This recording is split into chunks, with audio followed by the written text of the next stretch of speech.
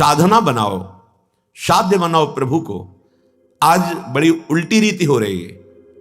भोग सामग्री को साध्य बना लिया और उसकी प्राप्ति के लिए साधन कर लिए हरि को साधन बना लिया और साध्य बना लिया भोग सामग्री को। उल्टा हो गया। मंदिर भी जाते हैं, सत्संग भी, साधु समागम भी, पर हमारा लक्ष्य होता है शरीर सुख, इंद्रिय भोग, मनोरंजन। बहुत गलत हो गया। इसको बनाओ साधन और साध्य बनाओ हरि को, जीवन मंगलमय हो जाएगा। नहीं तो कह रहे धिंग धिंग मामति कुमतिम वृंदावन लब्ध चित घनात्मपि विडभांड दुरभिमानात फुल्लो लसल लोक मानादयत। इस विष्ठा बनाने वाली मशीन को, ये जो शरीर है, बहुत प्यार करते हो कि मैं, तो चाहे जितना सुंदर जूस और दूध पियो, मूत्र बना देगा ये शरीर। चाहे जितना अच्छा पदार्थ खाओ, दुर्गंध युक्त विष्ठा बना देगा। ये मशीन है उसकी। खास बात है तुम्हारी जिह्वा में नाम चल रहा है, तुम हर क्षण सावधान होकर सत्कर्म कर रहे हो, सबको सुख पहुंचाने की भावना है, तो मानव जीवन सार्थक। ये तो धिक्कार है। जो श्रीपाद कह रहे हैं धिक धिक, वही श्री महामहिम सूरदास जी कह रहे हैं बादहि जन्म गयो शिराय। पीड़ा नहीं होती तुम्हें कि हमारा समय नष्ट हो रहा है? सच्ची मानिए, तुम्हारे जीवन का एक एक क्षण कम हो रहा है, पता नहीं तुम्हें चिंता क्यों नहीं होती। यहां जितना तुम दोस्त बनाए हो, सामग्री एकत्रित किए हो, ये सब छूट जाएगी। आपको अकेला जाना पड़ेगा यहां से, शरीर भी छोड़ जाएगा। सोचो उस दिन की, सोचो जिस दिन तुम ना चाहते हुए जबरदस्ती शरीर से निकाले जाओगे। उस समय तुम्हारे साथ कौन होगा, उस दिन की याद करो। विवेकवान परिणाम पे दृष्टि रखता है, अज्ञानी वर्तमान के भोग पर दृष्टि रखता है। विवेकवान कदम रखने के पहले उसका परिणाम देखता है, इसका परिणाम क्या होगा। अविवेकी जो होगा देखा जाएगा, पहले भोगते हैं। व्यर्थ में जन्म चला गया यदि भगवत प्राप्ति नहीं हुई। कोई कठिन नहीं है भगवत प्राप्ति। कठिन है संसार शरीर का राग त्याग पाना, ये पहाड़ की तरह है। ये भगवत कृपा से बहुत सरल हो जाएगा, मान लीजिए। कठिनता अहम के कारण है, आप केवल मान लीजिए। सारा काम तो सदगुरुदेव करते हैं, सच्ची मानिए। आप केवल मान लीजिए, ऐसे हो जाइए तो ऐसे राग खत्म हो जाएगा कि आप जान नहीं पाएंगे। जिन भोगों की लालसा को बड़े बड़े तपस्वी त्याग करना कठिन है, वो सहज निष्ठा जिनकी गुरु चरणों में है, उनको उससे घृणा है, वैराग्य है, उदासीनता है। छोटी छोटी अवस्था के बच्चे, वो नहीं जानते वैराग्य किसे कहते हैं, पर उनको गुरु चरणों में निष्ठा है, तो उनको ये पता है कि मेरा मार्ग ये है, ये नहीं है, तो मुझे नहीं चाहिए। सच्ची मानिए, ये अहंकार के कारण ही गुरु कृपा, हरि कृपा, शास्त्र कृपा रुकी हुई है। नहीं तो ऐसी बाढ़ है कि बिना प्रयास के आपको बहाकर प्रियालाल के चरणों में पहुंचा देगी। यह हेतु की कृपा है। बादहि जन्म गयो शिराय। चिंता क्यों नहीं होती? बार बार यही प्रश्न इसलिए कर रहे हैं, तुम्हें चिंता नहीं होती? तुम्हारा शरीर छूटने वाला है, किस क्षण पता नहीं, कब पता नहीं। तुम्हें भयंकर दंड मिलने वाला है, किस क्षण पता नहीं, कब पता नहीं, क्या पता नहीं। शरीरम व्याधि मंदिरम, कोई न कोई देवता प्रकट हो जाएगा इस मंदिर से, और भजन किया नहीं तो चित्त वृत्ति उसी में लग जाएगी, जीवन बर्बाद चला जाएगा। आज आप स्वस्थ हो, जवान हो, मनमानी आचरण करने के लिए उत्सुक हो। अगला समय आने वाला है जो तुम्हारी उत्साह को रौंद करके तुम्हें अधीन कर लेगा। कर्म बहुत बलवान होता है, बहुत बलवान होता है। बिना दंड दिए वो किसी को बख्शता नहीं है। अगर बचा सकते हैं तो एकमात्र श्री हरि बचा सकते हैं, भगवान बचा सकते हैं। दूसरा कोई पुण्य, दान, तीर्थयाटन, तप, इसका अलग फल होगा, लेकिन अशुभ कर्म आपको दंड दे के ही रहेगा। अगर बचना है तो भगवान खुद अपने श्रीमुख से कह रहे हैं, सर्वधर्मान परित्यज्य माम एकम शरणम व्रज तो अहम त्वाम सर्व पापेभ्यो मोक्षयिष्यामि मा शुचः। मैं तुम्हें समस्त पापों से बचा लूंगा, पवित्र कर दूंगा, क्योंकि वो समस्त ब्रह्मांडों के स्वामी हैं, सारे विधान उनके ही बनाए हुए हैं। इसलिए ये हमारा जन्म व्यर्थ ना जाए। हमें तो लगता है कि कभी कभी एकांत में अपना चिंतन करना चाहिए, अपनी जांच करनी चाहिए। मेरे जीवन में क्या हो रहा है, मेरी गति किधर जा रही है, आसुरी प्रवृत्ति में या दैवी संपदा में। मेरे द्वारा आज कितने पाप हुए, अभी तक कितने हुए, आगे मुझे क्या करना है, आगे मुझे क्या प्राप्त करना है, कैसे चलना है, मेरे जीवन का लक्ष्य क्या है। ये पढ़ना चाहिए अपने हृदय को। बहे चले जा रहे हो प्रवाह में, कहां जाना है, क्या कर रहे हो, कुछ पता नहीं, बस बहे चले जा रहे हैं। ना हरि भजन न गुरु की सेवा, मधुबन बस्यो न जाए।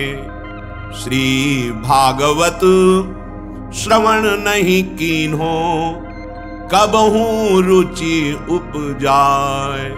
बादी जन्म गयो शिराय। व्यर्थ जीवन व्यतीत कर दिया, ना कभी हरि का भजन किया, ना कभी सदगुरुदेव की सेवा की, ना कभी माथुर मंडल व्रत 84 कोष में आकर बसे कि चलो 10 दिन 1 महीना वास करके यहां नियमावली के अनुसार, रहने के अनुसार भजन करते हैं।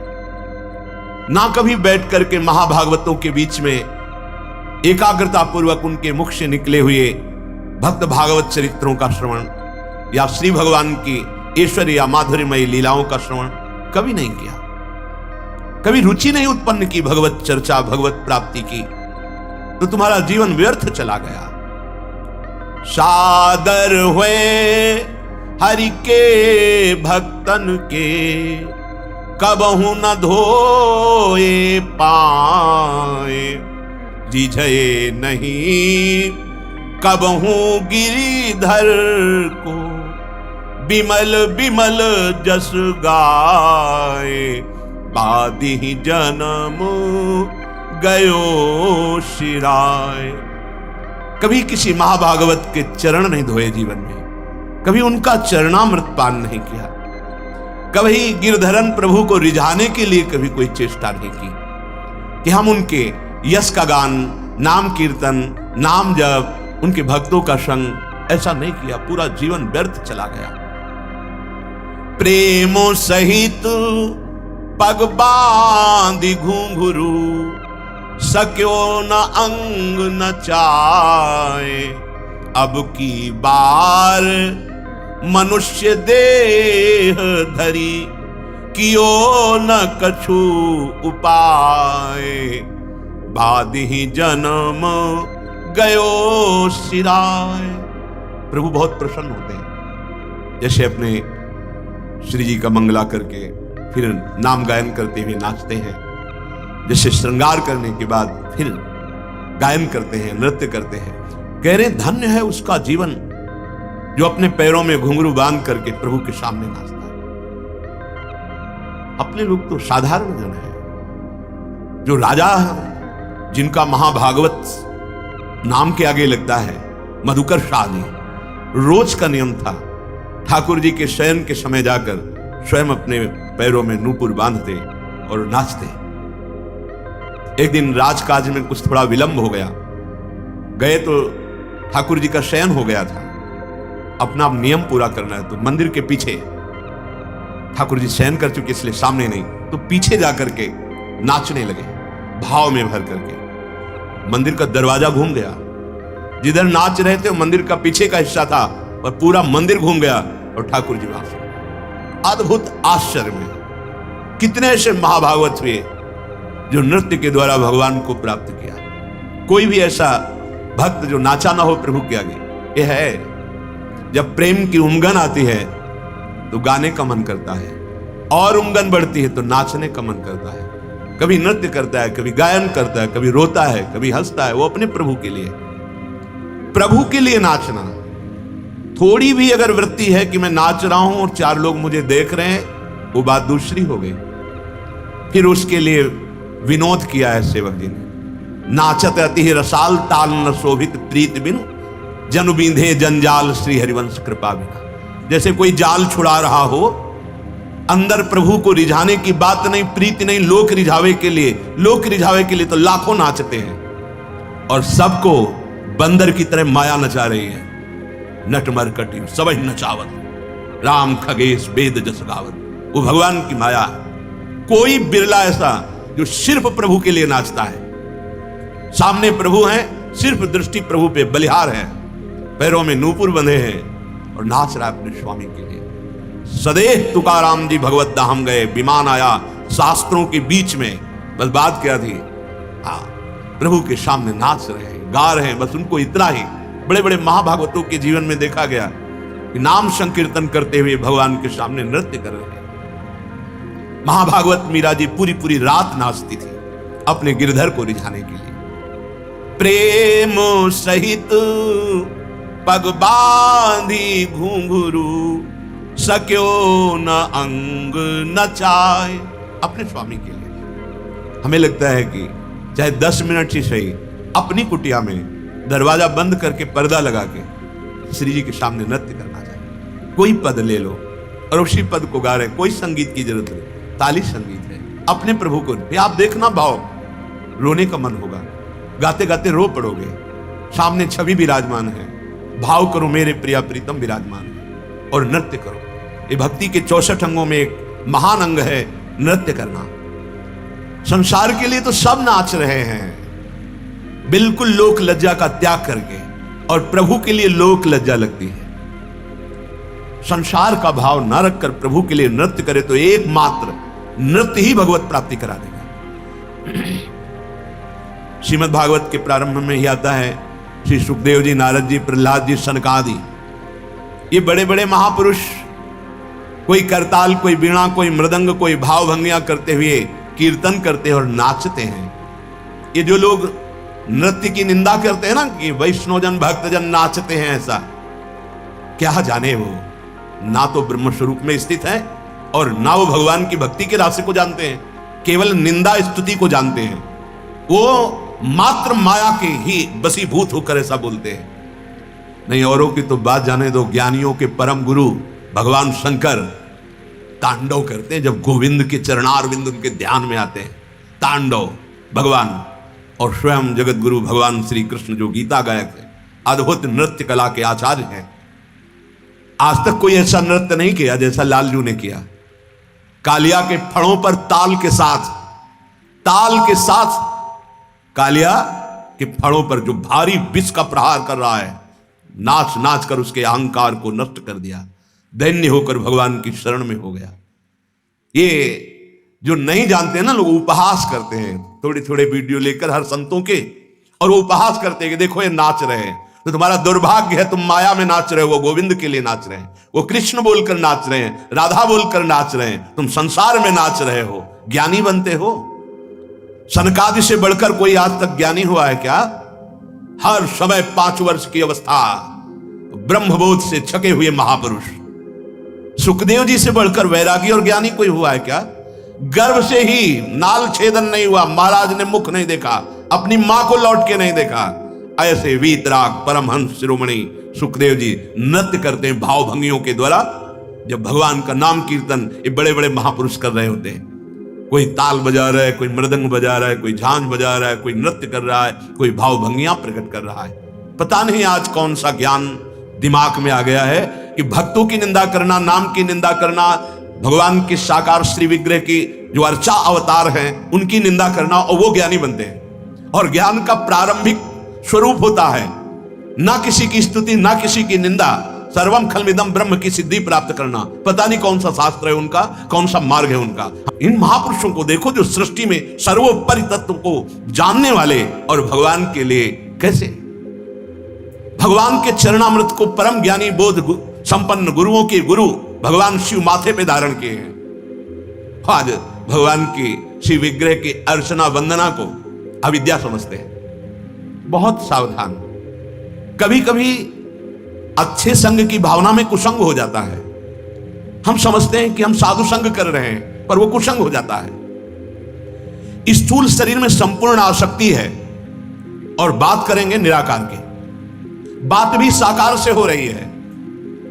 एक टाइम भूखे नहीं रह सकते, इतना शरीराभिमान है। किसी के द्वारा किया हुआ थोड़ा अपमान नहीं सह सकते। बात करते हैं सर्वोपरि परम तत्व की, और उसका खंडन करते हैं जो अन्य रूपों में वही विराजमान है। पता नहीं चलता कौन सा ज्ञान है। गोस्वामी जी ने इसीलिए बहुत शोध के लिखा है, ब्रह्म ज्ञान बिन नारी नर करें न दूसरी बात, और कौड़ी लागी लोभवश करें विप्र गुरु घात, ऐसा ब्रह्म ज्ञान। कोई कह सकता है कि इनको ब्रह्म ज्ञान की अवहेलना करते, नहीं नहीं, जीवन वही रहा है, उसी से आए हैं, ऐसा ना समझो। सच्चा ब्रह्म ज्ञान यही है, सर्वम खलमिदम ब्रह्म ने नानास्ति किंचन, किंचन मात्र ब्रह्म के सिवा कुछ नहीं है। अब किसकी निंदा करें, किसकी स्तुति करें, किसका नमस्कार करें, किसका तिरस्कार करें, वही है ना। फिर मौन सच्चिदानंद स्वरूप में स्थित, अगर मुखर तो उसी की महामहिमा का वर्णन, पर ऐसा नहीं होता। एक छोटा सा व्यसन नहीं छोड़ सकते। त्रिभुवन का माया का प्रभाव जिसके हृदय में किंचन मात्र नहीं पड़ता, वो ज्ञान मार्ग का अधिकारी होता है, जो परम ब्रह्म बोध स्वरूप है। इसलिए अपने जीवन को यदि सार्थक करना है तो ऐसी वाणी सुनने से बचना चाहिए। बहुत ज्ञान की फर्राटेदार भाषा, लच्छेदार शब्दावली, और सत्य मानिए स्थिति का में भी नहीं है, अभी ज्ञा में पहुंचना है। का से ज्ञा तक पहुंचना है, और स्थिति का में नहीं है, परमार्थ का ककाहरा नहीं है, और बातें तो सब कंठस्थ हैं। स्थिति प्राप्त करना, फिर वो कहते हैं कि आप ही बता दो कि अब हम क्या करें।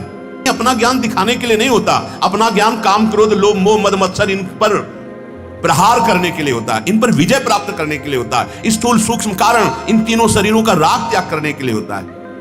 पर पता नहीं भगवान की कौन सी विचित्र ये लीला है कि चलते हैं हम ज्ञान मार्ग में और स्थिति होती है अज्ञान की।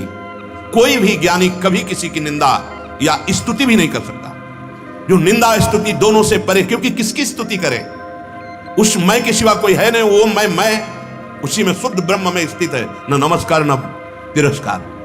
बहुत सुलझा हुआ मार्ग ज्ञान का है, ऐसा नहीं है। अखंडानंद प्राप्त होता है, कैवल्य परम पद प्राप्त होता है, लाखों उस मार्ग में चलकर परम पद को प्राप्त हुए। पर अब सावधान हो जाओ, यह कलिकाल मलायतन मन कर देख विचार। ऐसी मलिनता छाई हुई है अपने अंदर ही कि स्थूल शरीर का राग त्याग पाना, सूक्ष्म शरीर को समझ पाना, कारण शरीर से रहित हो पाना बहुत कठिन है। और यह सब एक क्षण में श्री भगवान जो जगत गुरु हैं वो कर सकते हैं। इसलिए उनका आश्रय, उनके नाम का जप, उनके चरणारविंद की भक्ति, यही हमारे जीवन को अद्भुत सुख प्रदान करेगी। सच्ची मानिए, नहीं तो श्रीपाद कह रहे हैं, धिंग धिंग मामति कुमति वृंदावन लब्ध चित घनात्मपि, धिक्कार है। मुझे जो मानव देह मिला तो चिदानंद तत्व की प्राप्ति के लिए मिला, उसे हम धाम नाम रूप लीला में अनुभव करते हैं जो प्रेमी जन है। पर हम इस विष्ठा के पात्र शरीर में इतना अभिमान कर बैठे, इसी में फूले घूम रहे हैं। ठीक है, शरीर मिला है, हंसो खेलो खाओ पियो, पर प्रभु से जुड़ करके, अगर प्रभु से विमुख होकर के ऐसी क्रियाएं हुई तो तुम्हारे जीवन को ये माया ऐसी जगह फंसा देगी, ना हंसने लायक रह जाओगे, ना खेलने लायक रह जाओगे। हमारी बात को गंभीरता पूर्वक समझिए। प्रभु से जुड़े हो तो तुम्हारी बुद्धि शुद्ध रहेगी, बुद्धि शुद्ध रहेगी तो सत मार्ग मिलेगा, सत मार्ग मिलेगा तो सत्य की प्राप्ति होगी। बुद्धि अशुद्ध रहेगी, कुमति रहेगी, तो ऐसे आचरण बनेंगे जिन्हें पापाचरण कहते हैं, और वो हमारी दुर्गति करा देंगे। ये माया बहुत प्रचंड बलशालिनी है। इससे बचने का उपाय महाभागवतों ने और स्वयं श्री भगवान ने जगह जगह पर वर्णन किया है। मान लो, प्रार्थना मान लो, ये जितने दिन का जीवन है, जो दुख सुख का प्रारब्ध है उसको भोग लो, और सच्चे भाव से जो सिद्धांत वर्णन किया जा रहा है वैसे चलो तो कृतकृत्य हो जाओगे, पूर्ण काम हो जाओगे। महामहिम परमानंद, प्रेमानंद, अखंडानंद, विज्ञानानंद, जो चाहोगे, जिस रूप में चाहोगे वो आपको प्राप्त हो जाएगा। देवर्षि नारद जी से प्रश्न हुआ, कस्तरति मायाम, इस माया से कौन तरता है, कौन तरता है? तो देवर्षि नारद जी ने उत्तर दिया, यह संगास त्यजति, जो कुसंग का त्याग कर देता है। यो महानुभावम सेवते, जो महापुरुषों का संग करता है। फिर निर्ममो भवति, जो ममता रहित हो गया है। प्रीति करो सबसे, भगवत भाव से करो। ये ममता बाधक है। ममता श्यामा श्याम के चरणों में और श्यामा श्याम की उपस्थिति मानकर जड़ चैतन्य सबसे प्रीति करो, कोई परेशानी नहीं, सब जीवन सो प्रीति पर रीति निवाहत आपनी। हम ममता युक्त होकर जब व्यवहार करते हैं तो फिर हर्ष और शोक इन द्वंद्वों को भोगना पड़ता है। पहले इन 3 सूत्रों का वर्णन किया, अब 4 सूत्र उसमें और जोड़ रहे हैं। जैसे पहला है यह संगास त्यजति, कुसंग का त्याग करे। तो संग किसका करे? यो महानुभावम सेवते, इनकी व्याख्या हो चुकी। फिर कहते निर्ममो भवति, यदि माया से तरना चाहते हो तो ममता रहित हो। ये 3 सूत्र बताए, आगे 4 सूत्र और जोड़ रहे हैं इसमें। यो विविक्त स्थानम सेवते, यो लोकबंध मुन मूलयति, निस्त्रैगुण्यो भवति। और चौथा योगक्षेमम त्यजति। 3 वो सूत्र और 4 ये सूत्र, वो निश्चित भगवत साक्षात्कार कर लेगा, निश्चित जीवन मुक्त हो जाएगा। अगला कह रहे हैं यो विविक्त स्थानम सेवते। विविक्त स्थान हम बाहर ढूंढते हैं, जहां कोई ना हो, शायद उसको विविक्त स्थान कहते हो, ऐसा मन में रहता है, परेशान नहीं। पूज्य श्री स्वामी राम सुखदास जी महाराज ने, पूज्य श्री भाई जी महाराज और बड़े संतों ने हृदय को एकांत स्थान बताया है।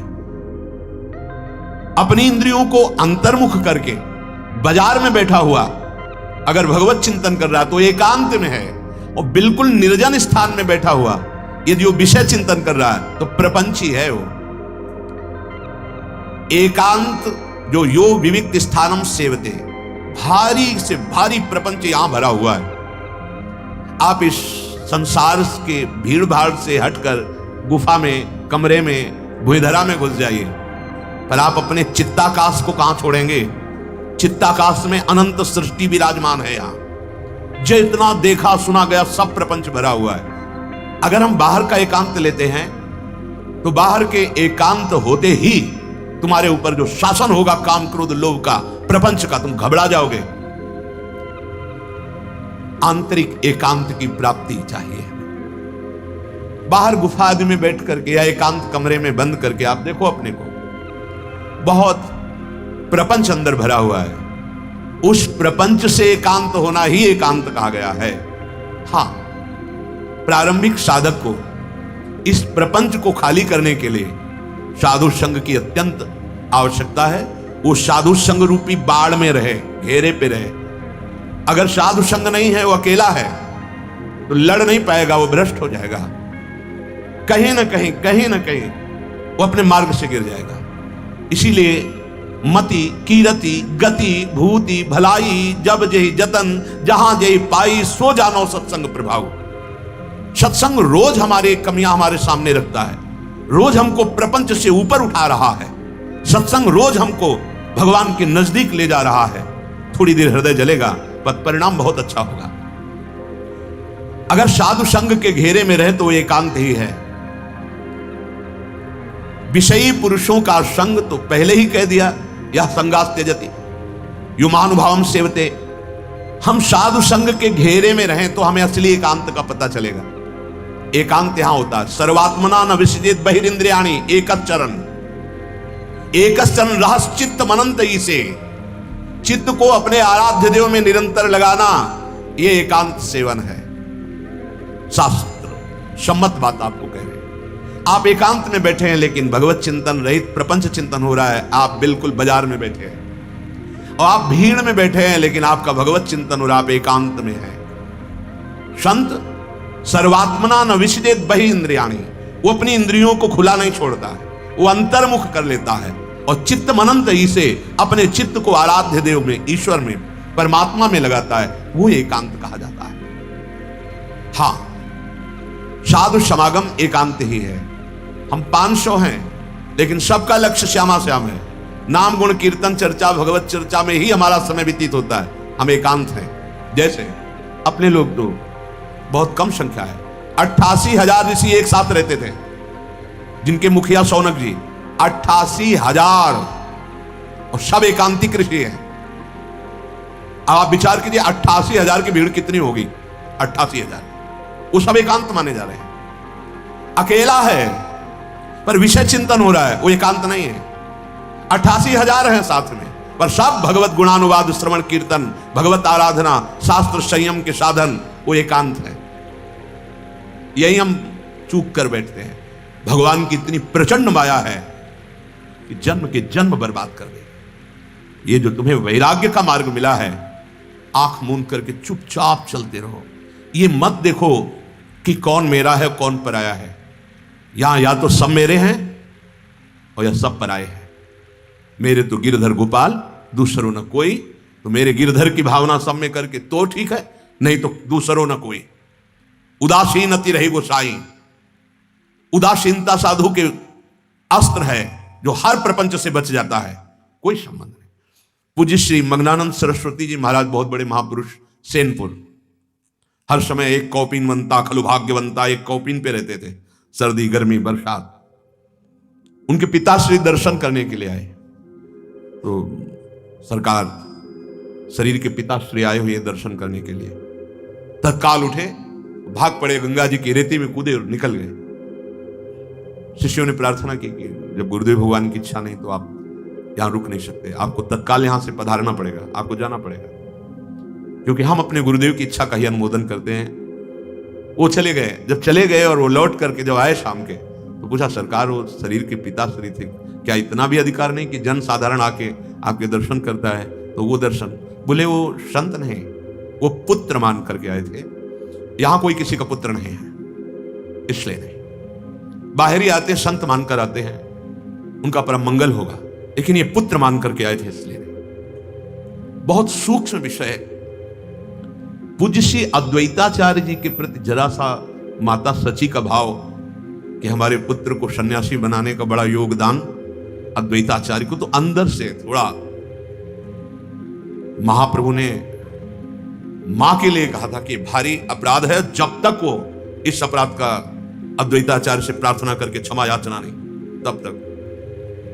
ये बड़ा सूक्ष्म विषय है। हमारा हर संबंध केवल अपने इष्ट देव के प्रति, केवल भगवत संबंध। गृहस्थी में भी अगर हम भगवत भाव से करें तो परमहंस है, गृहस्थी में रहते हुए और विरक्ति में होते हुए भी अगर यही प्रपंच बना रहा तो प्रपंची है, वेशधारी हरि के उर साले। और भूले तो भूलो तुम जिन भूलो मालाधारी, भगवत रसिक जी कह रहे, वेश धारण करके यदि हम सिद्धांत और रहनी से नहीं चलते तो हरि के हृदय में हम कष्ट देने वाले बनते हैं, हम इस वेश और आचार्य की निंदा कराने वाले बनते हैं। इसलिए बहुत होश में, ये भगवत मार्ग है। यो लोक बंद मुन मूलयति, जड़ से उखाड़ फेंके लोक संबंध को। प्रेम का बंधन जब भगवान से हमें जोड़ना है तो सबकी ममता ताग बटोरी, मम पद मन ही बांध बर डोरी। ये लोक बंधन, लोक बंधन अवश्य तोड़ना है। दूरादपास स्वजनान सुखमर्थ कोटि, सबका मंगल हो जाएगा। मान लीजिए सबका मंगल हो जाएगा यदि ये बात समझ में आ जाए। प्रायः गलती होती ही रहती है, जहां भगवत संबंध से अलग कोई संबंध माना गया वहीं अपराध बन जाता है। अगर हम लोक संबंध दृढ़ रखेंगे तो ये गलती हो ही जाएगी, पक्का हो जाएगा। काशी में इसलिए उदाहरण देते, सावधान, बहुत सुंदर ब्रह्म ज्ञान की चर्चा करने वाले महापुरुष। अब एक जज भी उसमें आते थे, तो उन्होंने एक दिन प्रार्थना की, महाराज आपका सत्संग सुनकर मुझे वैराग्य हो रहा है और मैं संन्यास लूंगा, पर एक बेटी है उसका ब्याह हो जाए, अगर कोई लड़का नजर में आवे तो ये फंसा लेते गृहस्थ लोग। तो कहा कि कहीं भटकने की जरूरत नहीं है, हमारा छोटा भाई है, देख लो। अरे बोले महाराज फिर तो क्या, आपका भाई, अब देखना क्या है। बच्ची भी तैयार हो गई, ब्याह भी हो गया, साल नहीं पूरा हुआ, भाई अंतर ध्यान हो गए, क्योंकि जिस समय जिसको जहां जाना है अब पूरा भार हो। अब उस लड़की ने कहा, महाराज आपके कथनानुसार, और अब मार्ग बदल गया, लोक बंधन दृढ़ हो गया, परमार्थ से भ्रष्ट हो गया। एक नहीं सैकड़ों चूक हो करके इस मार्ग से गिर जाते हैं। अगर लोक बंधन बना रहा तो हमारा संबंध केवल भगवत संबंध से हो, जैसे सब दूसरे भगवत अनुराग के मार्ग में चलते हैं, ऐसे लाखों कोई, चाहे वो इस शरीर से संबंधित हो चाहे बाहर हो, अगर श्री जी के लिए तो मार्ग है, और अगर श्री जी का नहीं तो हमारा कोई परिचय नहीं, हम जानते नहीं। लोक बंद मुन मूलयति, ये गृहस्थी में आपको कठिन लगेगा, लेकिन आप सही पूछो तो गृहस्थी से ज्यादा कठिन विरक्ति के लिए है। हम बाहरी संबंधों में इतनी प्रीता कर लेते हैं कि जितना आप घर में संबंध नहीं दृढ़ कर पाते होगे उतना बाहर हो जाता है। बहुत विचित्र खेल है, बहुत विचित्र खेल है। ऐसे करके निकला जाता है, ऐसे करके यहां से कोई निकल ही नहीं सकता, पक्की बात समझ लो। जहां आप कटु वचन बोलकर तिरस्कार करोगे उसी सूत्र में माया आएगी और आपको ऐसा वहीं गिरा देगी। इसलिए शिव विरंच का मोह को है बपुराण। बहुत झुक के महाप्रभु चैतन्य देव ऐसे नहीं बोल रहे, तृणादपि सुनीचेन तरोरियु सहिष्णुना। हमारा मार्ग है कि हम माताओं बहनों की तरफ भगवत भाव से उनके चरणों में प्रणाम करें, गंदी दृष्टि से ना देखें, ना कि अभिमान भरी दृष्टि से कि नहीं ऐसा नहीं, अभिमान भरी दृष्टि से करें। पूज्य श्री बाबा गिरिराज वाले पंडित गया प्रसाद, नियम था माताओं बहनों को नहीं प्रवेश है, नहीं देखना है। बाबा के पुत्र थे, बाबा की पत्नी थी, 40 वर्ष बाद वैराग्य धारण करके बाबा गिरिराज में रहे, और जब पुत्री आती थी तो गले लग जाती थी। तो लोगों ने प्रश्न किया कि ऐसा क्यों? तो बोले हम केवल अपनी इंद्रियों को बचाने की शिक्षा साधकों के लिए। अब ये पुत्री भाव से आई, गले से लग गई। बड़े बड़े महापुरुषों ने अपनी इंद्रियों को शासन में करते हुए वो शिक्षा देने के लिए, बकाया इस सृष्टि से हटा दिया जाए ऐसा नहीं है। सबसे ज्यादा यहां सुधार की आवश्यकता होती है। अगर यहां सुधार नहीं हुआ तो बाहर की ये ब्रेकें नहीं रोक पाएंगी, नहीं रोक पाएगी, पक्का समझो। इसी मार्ग में चलकर बता रहे हैं, हमको यहां सुधार करना है, बाहर नहीं। यहां सुधर गया तो बाहर सब ठीक है। लोक बंद मुन मूलयति, देवर्षि नारद जी कहते हैं। शिष्य का तात्पर्य होता है भगवत प्राप्ति का जिज्ञासु। तो बस उपदेश दे दिया, भगवत मार्ग बता दिया, और स्नेह इतना भी नहीं। पक्का समझो, गुरु निरपेक्ष और शिष्य आसक्त गुरु पे, ऐसा सिद्धांत बताया गया है। गुरु निरपेक्ष है क्योंकि उसका स्वरूप यही, तभी वो गुरु है। निरपेक्षम मुनिम शांतम निर्वैरम समदर्शनम, ये गुरु का स्वरूप है। भगवान ऐसे महापुरुष के पीछे चरण रज लेने के लिए पहला शब्द है निरपेक्ष। शिष्य गुरुदेव में आसक्त, ध्यान मूलम गुरु मूर्ति, पूजा मूलम गुरु पदम, मंत्र मूलम गुरु वाक्यम, मोक्ष मूलम गुरु कृपा, और गुरुदेव निरपेक्ष। ये जीवन भर ध्यान रखना है। जो पुत्र से बंधन होना था उससे ज्यादा शिष्य से बंधन हो जाएगा। एक केचुआ को लाल चींटी, लाखों चींटी लगी हुई थी, तो एक सिद्ध महापुरुष के साथ उनके शिष्य जन बोले, भगवान कितना सुकोमल केचुआ, जो मिट्टी खाता है, मिट्टी में ऐसे ही रहता है, समझ गए ना, वो कोमल शरीर वाला। बोले कितना इसको कष्ट हो रहा होगा, ये लाल चींटियां, लाल चींटी जैसे काट ले तो दाग पड़ जाता है, बहुत जोर का कष्ट होता है उसे। तो उन्होंने कहा ये गुरुदेव है जो केचुआ है, और ये शिष्य है, ये शिष्य है। सिद्ध पुरुष ने बताया, हरई शिष्य धम शोक न हरई, सो गुरु घोर नरक मा परे। ये खिलवाड़ नहीं, ये केवल भगवत प्राप्ति के लिए संबंध है।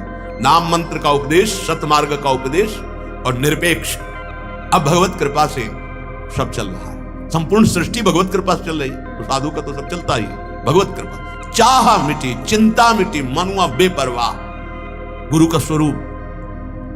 तब लग जोगी जगत गुरु, जब लग रहा है निराश, और जब आशा मन में बही तो जग गुरु और जोगी दास। आशा रहितम नैराश्यम परमम सुखम, आशा ही परमम दुखम। यो लोक बंध मुन मूलयति, जड़ से उखाड़ फेंके लोक बंधन को। सच्ची महापुरुषों को ऐसा ही पाया गया, किंचन मात्र अपेक्षा नहीं, निरपेक्षता का मूर्तिमान स्वरूप। फिर आगे कह रहे हैं, निस्त्रैगुण्यो भवति, ये सतोगुण, रजोगुण, तमोगुण। माया अपने 3 गुणों का प्रभाव सबके हृदय में प्रभावित किए हुए हैं। देखो, कभी भक्ति अच्छी लगती, कभी भोग अच्छा लगता है, कभी गुस्सा लगती है, कभी नींद अच्छी लगती है, कभी जागृत होकर माला चलाना अच्छा लगता है, तो कभी नाना प्रकार के नौटंकी नाटक देखने में। ये गुणों का प्रभाव। कभी सतोगुण, कभी रजोगुण, कभी तमोगुण, कभी तमोगुण बढ़ गया रज को लेकर के, कभी रजोगुण बढ़ गया तम को लेकर के, कभी सतोगुण मिक्स रजोगुण चल रहा है, कभी रजोगुण से सतोगुण मिक्स चल रहा है। शुद्ध सतोगुण तो महाभागवत जनों में होता है, आगे चल करके गुणातीत अवस्था प्राप्त होती है, न सतोगुण, न रजोगुण, न तमोगुण। कैसे होगा, कैसे हम इससे बचे कि गुण का प्रवाह हमारे हृदय में प्रवाहित जो हो रहा है वो हमको न बहा पावे? तो हरिवंश महाप्रभु कहते हैं, जिनका नाम तीनों लोकों का परम मंगल करने की सामर्थ्य रखता है, यही डर ही डरप हरिवंश हित जिनो भ्रमई गुण सलिल पर, जी नामन मंगल लोक त्यों सु हरिपद भज न बिलम। गुण का इतना प्रभाव कि रजोगुण आ जाए तो तुम संभाल ही नहीं पाओगे और काम चेष्टा कर ही दोगे। अगर तमोगुण आ जाए तो तुम अपने स्वरूप में आ जाए तो तुम संभाल ही नहीं पाओगे, तुमसे प्रमाद स्थिति से ना करने योग्य कार्य हो जाएगा, हिंसात्मक वृत्ति आ जाएगी, अशुद्ध शब्द गालियां निकलने लगेंगी, तम का प्रभाव जागृत होगा। प्रायः तमोगुण रजोगुण इसी की बाहुल्यता रहती है, सतोगुण तो किसी बिरले में ही आता है। कुछ क्षण के लिए तो सब में परिवर्तन होता है, थोड़ी देर के लिए दान दया तीर्थाटन ऐसे सात्विक वृत्ति आई और चली गई। अगर इन तीनों गुणों के प्रवाह से बचना है तो डरते रहो कि कोई ये रजोगुण तमोगुण तुमसे भारी पाप न करा देने, केवल जलन के सिवा और कुछ नहीं मिलता है।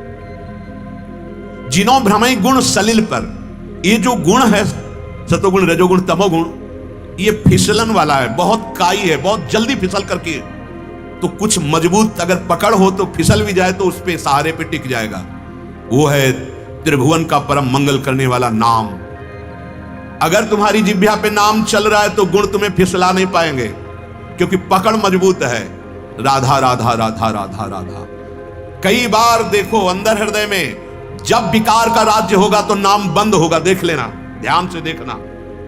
अगर नाम चल रहा है तो विकार टिकेगा नहीं और कुछ अपना प्रभाव नहीं दिखा पाएगा।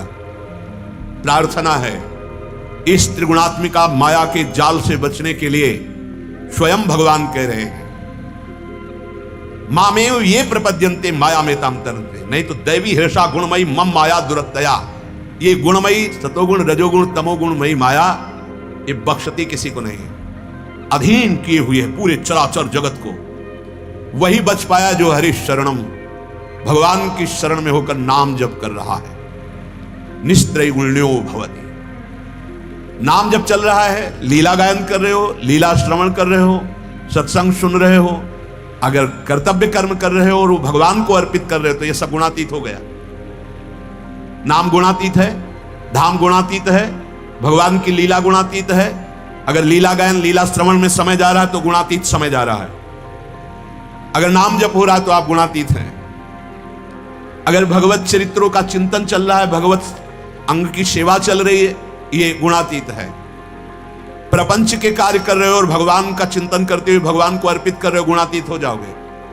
नहीं तो इस माया से निकल पाना बहुत कठिन है। बता रहे हैं ना, जहां चूक हो जाए तो बड़े बड़ों को घसीट कर नीचे गिरा देती, बहुत प्रबल खेल है, गेम है। अपने आप से अपने आप का खेल हो रहा है, समझ पाओ तो समझ पाओ। ये गेम है, गेम।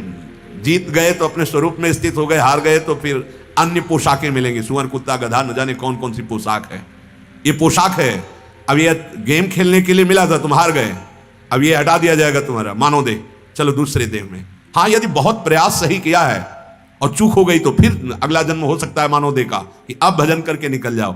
नहीं तो भरत से हिरन और हिरन से फिर जड़ भरत। चूंकि बहुत सही भजन हो रहा था, केवल ममता की चूक हो गई, ममता कर बैठे मृग में, तो 3 जन्म लग गए। अपने चूक हो जाएगी तो 30 जन्म लग सकते हैं। और अगर राधा राधा राधा वार्त भाव से कि स्वामिनी, तो हमें लगता है कि पूरा मनुष्य देह जितने दिन, ये तो बहुत बड़ी बात है। अगर कई बार भगवत प्राप्ति होनी होती तो कई बार हो जाती। हमारी प्रार्थना मान लीजिए, राधा नाम जिह्वा पे चल रहा है और अपने कर्मों को प्रभु को समर्पित कर रहे हो, तो चिंता मत करना, इसी जन्म में भगवत प्राप्ति हो जाएगी। भगवत प्राप्ति कोई ऐसा विषय तो है नहीं कि तुम रति करो भोगों में, नाना प्रकार के प्रपंच के कार्यों में, और तुम्हें त्रिगुणातीत स्थिति प्राप्त हो जाए।